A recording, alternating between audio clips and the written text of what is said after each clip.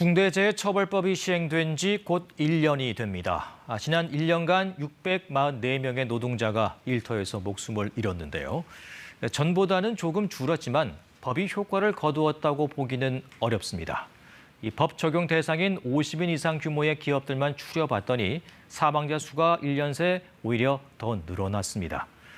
특히 건설 재해가 끊이지 않고 있습니다. 기업들은 안전 대책을 강화했다고 주장하지만 정작 현장에서는 변화가 없다는데요. 이유가 뭘까요? 정세배 기자가 짚어봤습니다. 철근 기둥 위에서 작업을 하고 있습니다. 추락을 막아줄 안전고리와 안전망이 필수지만 어느 것도 찾아볼 수 없습니다. 콘크리트가 굳을 때까지 무게를 지탱할 지지대는 군데군데 해체됐습니다. 이게 하부 서포트인데 이걸 제거하면 절대 안 됩니다. 까마득한 높이, 딛고 설 만한 견고한 받침대도 없습니다. 이런 데가 위험하죠.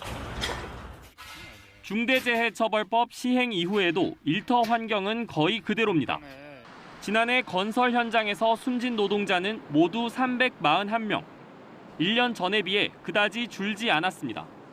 도급 순위 상위 10대 건설사만 보면 사망자 수는 오히려 늘었습니다. 지난해 5명이 사고로 목숨을 잃은 대형 건설사.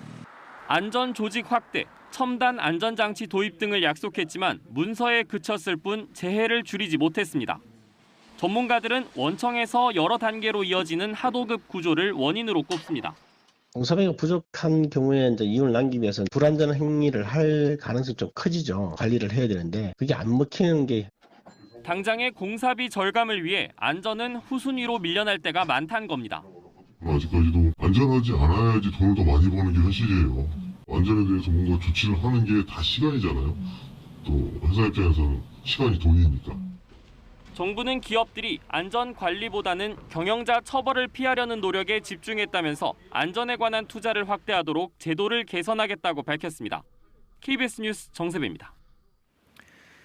사정이 이렇다 보니 이런 인터넷 사이트도 등장했습니다. 일하다 죽지 않을 직장 찾기.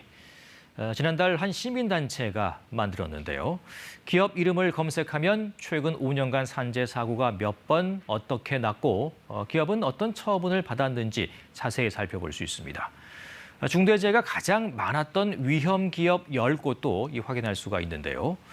모쪼록 올해에는 안심하고 일할 수 있는 직장이 더 많아지길 바랍니다.